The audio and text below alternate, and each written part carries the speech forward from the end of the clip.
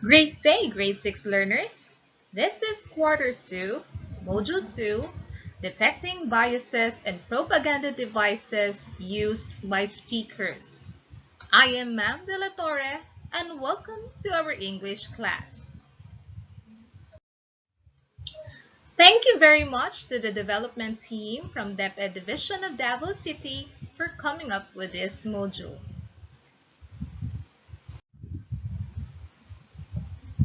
Now, what is propaganda?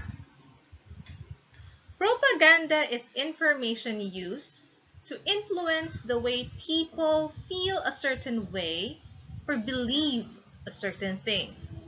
It is intended to sway or convince the audience to buy something or convince them to do something through presenting only one side of the argument. Sociologists Alfred M. and Elizabeth B. Lee classify the propaganda devices into 7 major types. Each of these devices makes an appeal to feelings rather than to reason. So, let us learn the 7 major types of propaganda devices.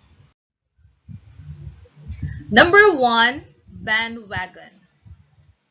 Bandwagon is a technique that reinforces target audience to join the crowd and take course of action everyone else is taking or doing.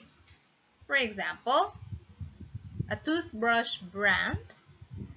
Its tagline says, "Trust the brand more dentists and hygienists use."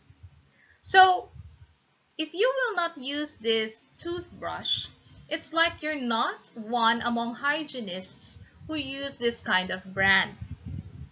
I actually also call this bandwagon technique as sabay sa uso propaganda device. Number 2, card stacking. Card stacking is a one-sided technique that aims to sway people's perceptions by highlighting or focusing on the product's best features only, omitting or removing potential problems. So for example, we have here the sun chips. Okay, so let's have a bigger picture for this one. We all know that this pack of chips is a pack of junk food, hence not good for our health. However, the advertisers used the card stacking technique and showed its best features only, which are less salt, 18 grams of whole grain, 30% less fat than regular potato chips, and we have 0-gram trans fat and 0-milligram cholesterol. All right? So all of these are the best features of the product, and these features that are highlighted about this product seem to convince the audience that this product is okay. Card stacking. Number 3, name calling. Name calling is a technique used to link a person or idea to a negative symbol. It often shows up in political cartoons. So for example, here we have in this ad campaign, the man on the picture is being branded as the candidate of the big lie.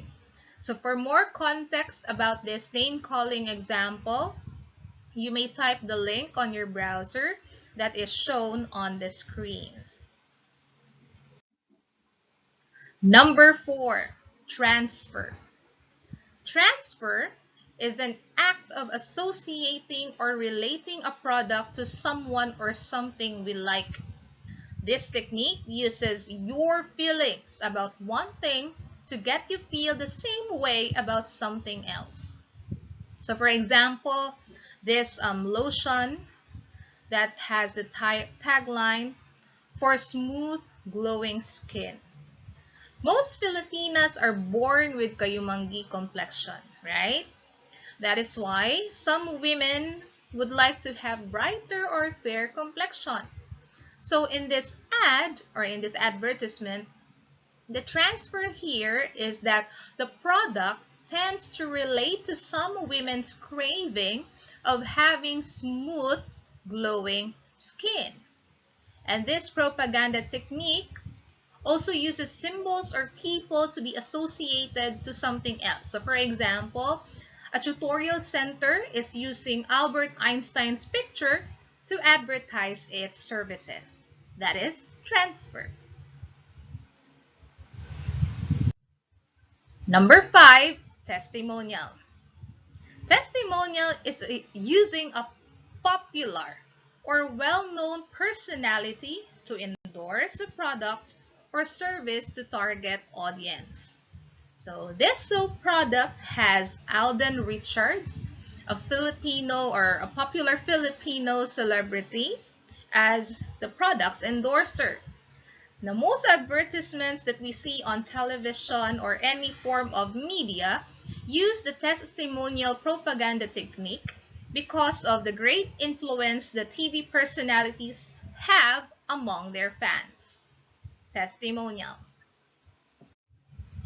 Number 6, plain folks. Plain folks uses regular or ordinary people like you and me to promote or sell a product or service. So the example here shows that a product can also be promoted even by ordinary people. Aside from this example, we have another example of plain folks technique in which a rich man or a famous celebrity stops by a carinderia or this is a regular eatery to take his or her lunch. So this is also an example of plain folks, meaning the food in the carinderia is for everybody. So plain folks is something is for everybody. Number 7, glittering generalities.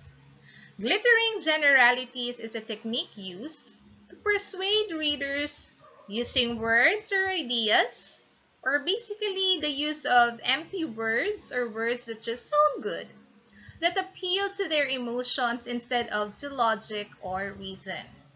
So we have here an example of iced mocha of one of the known fast food chains in the country and even in the whole world. And its tagline says, creamy, dreamy, icy, chocolatey. The example uses the word dreamy, which actually just tries to appeal to the emotions of the consumers.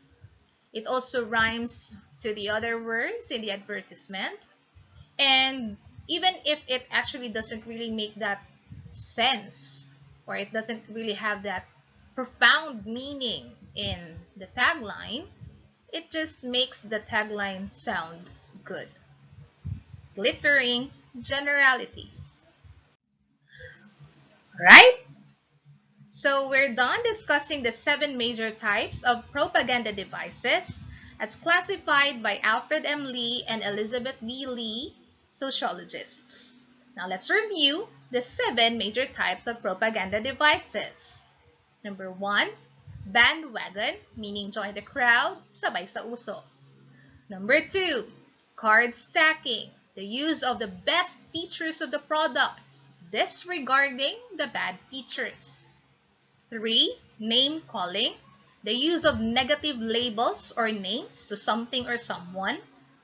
Number 4, transfer, meaning associating a product to someone or something, like a symbol.